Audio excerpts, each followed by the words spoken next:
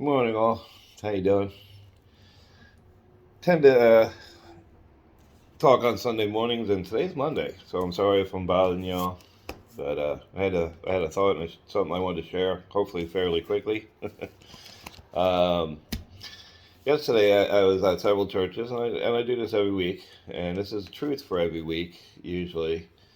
Um, a lot of times, people prepare for Sunday. They go to church or they go home.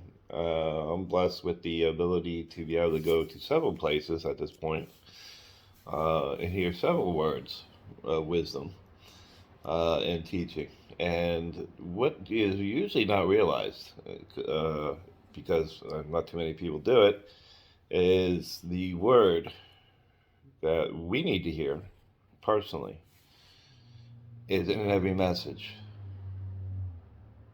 I tend to talk on Sunday mornings, my thoughts, what's going on in my head, and somehow that correlates with the sermon.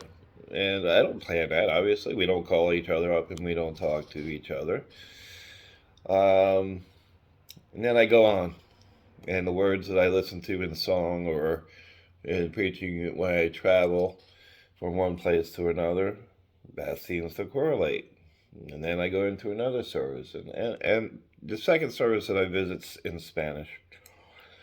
And I catch bits and pieces, but it's funny how those bits and pieces tend to sort of just correlate with what sort of was going on since the morning and what I spoke of. Weird. Okay.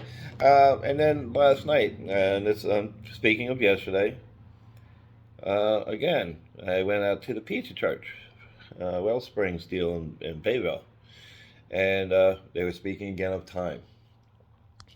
Now, it may not fit 100% because my dilemma is not time as far as seeking to read the word or pray or serve God or any of that. And it doesn't have to do with how much time I devote to watching TV and how much time I devote to things that I've considered really just not, worthy of my time most of the time. I mean, I watch TV. I'm not going to say I don't. Usually it's in passing or when I'm laying down or getting ready to end my day.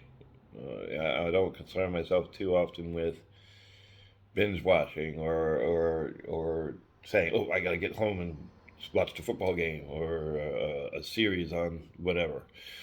I do like watching history sometimes and things like that, and I do like certain things, but I don't devote any time to it. If it happens, it happens. So yesterday was about time. Yesterday, in the morning, Pastor Tony, he spoke of how we take the time in the Word, and that keeps us grounded, and that keeps us, in the correct direction and path in our decision making and how we handle our family and how we and how it all blends together there.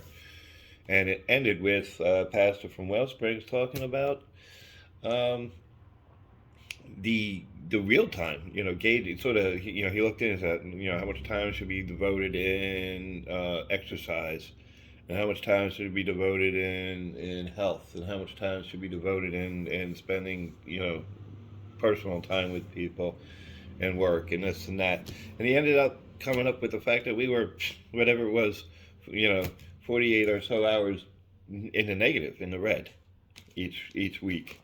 And where do we put our time to devote in what's the truth is, what's real, honestly. And so I just wanted to share that.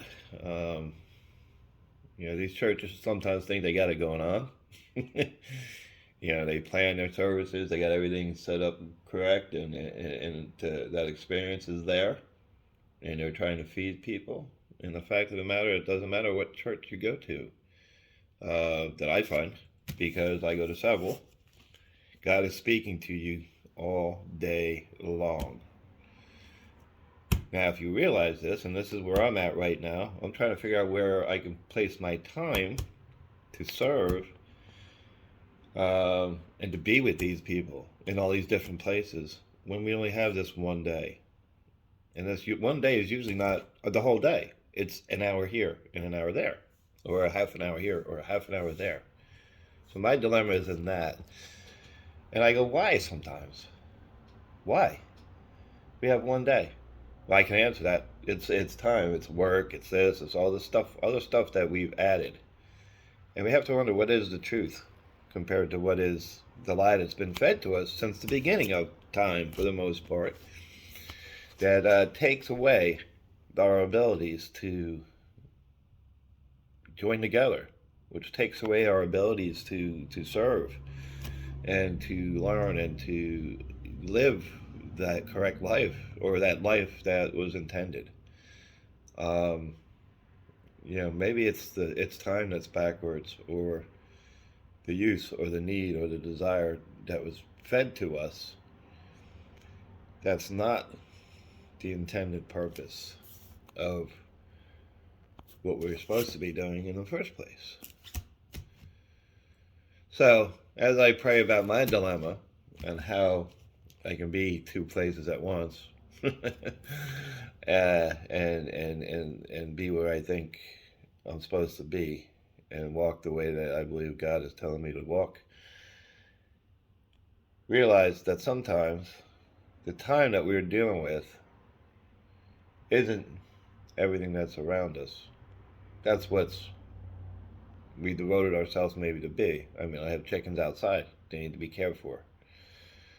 That was a choice. They provide us eggs and fertilizer.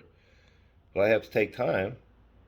I have to invest to make sure that they're healthy and that they're clean and they're fed, and everything is on the up and up and all around us. If we just let it go, what happens? When the real time should be devoted in here and for those around us, our neighbors, as the Bible speaks of. Serving God, learning His Word, learning His laws, and making a better place. Ultimately, getting to heaven. Amen. Just my thoughts for today. Sorry to drag it in from Sunday, but it's still there. Keeping that there is what makes it through the week to the next Sunday. Love you all. Have a good day. Bye.